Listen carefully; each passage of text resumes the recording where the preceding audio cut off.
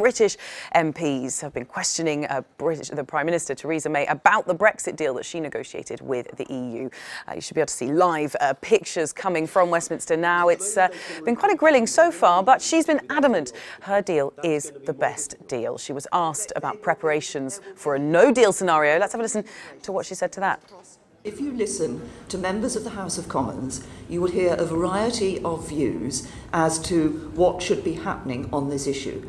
There are those who would be happy to leave without a deal. There are those who wish to leave with a deal. There are those who don't want to leave at all. And within that, there are people who think that perhaps a route is a second referendum. I think that is an attempt to frustrate Brexit. Well, on the hotly debated topic of the Irish border, May was asked whether there were any circumstances under which she could see, or she would imagine, a hard border resulting between Northern and the Republic of Ireland. The point is that because you cannot guarantee that there will be no hard border in all circumstances unless we have put in the arrangements to ensure there is no hard border.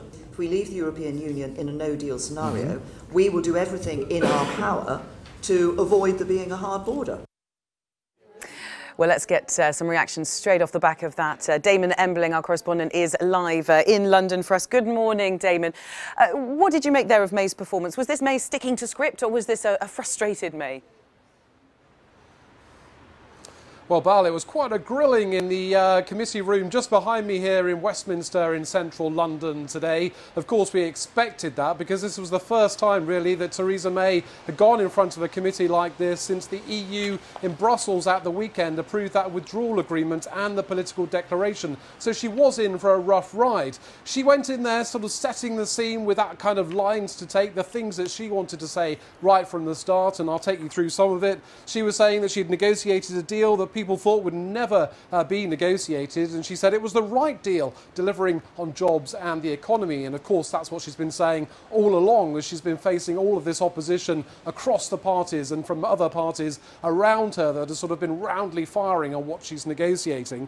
She said to this committee this morning in the past hour or so that as far as she's concerned, Brexit is happening on the 29th of March amid all this political turmoil and uncertainty we're seeing right now. And she said she was focused on delivering what the voters asked for in this referendum. And she said it was now down to members of the European Parliament, not the European Parliament, the British Parliament rather, to kind of make their decision over whether this deal was the right thing or not. And that's, of course, that vote will happen on the 11th of December, which is much anticipated.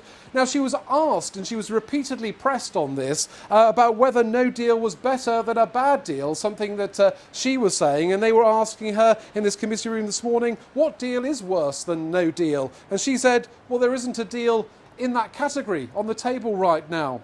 She was also pressed again, what happens if there is a no-deal scenario? If this deal of yours, Theresa May, doesn't go through in that vote on the 11th of December? She said some steps will be necessary, and that was as far as she went.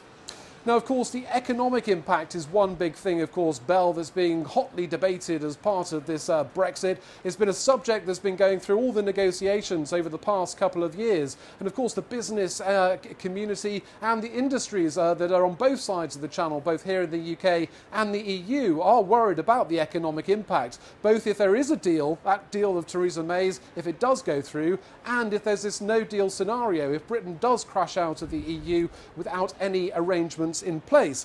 Now, in terms of this economic impact, of course, we heard over the past day or so, there were two reports that came out.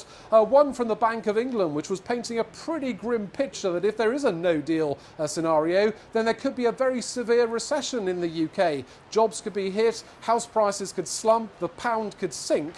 But then there was also this Treasury report, a British government analysis, which was saying if Theresa May's deal was backed and it went through, then the effect wouldn't be quite so hard. She was asked, particularly about her Chequers proposal, which was focused on trade. And she was asked, why the forecasts that are coming out right now were based on that Chequers proposal, which included the key words frictionless trade. Why those forecasts were based on that and not the recent political declaration declaration which is being agreed by the EU, which doesn't include those words. So she was asked, could things be worse in that sense? Could the economic impact be even worse? And she's saying, well, it could be better or worse. There's a lot of questions still over that.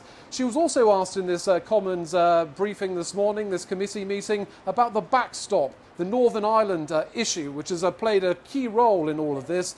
They were asking her, who's going to implement a hard border if that does have to happen, if there is a no-deal situation. She said that wasn't a question for her, it was for other parties. But she was saying the backstop, if it does have to come in, because no trade relations are agreed in the end after the transition period, she said, well, it wasn't what the EU or the UK wanted, but it was necessary to avoid a hard border in Ireland. And Belle, that's some of the key points, but there was a lot going on in that committee room this morning. Theresa May got quite a grilling.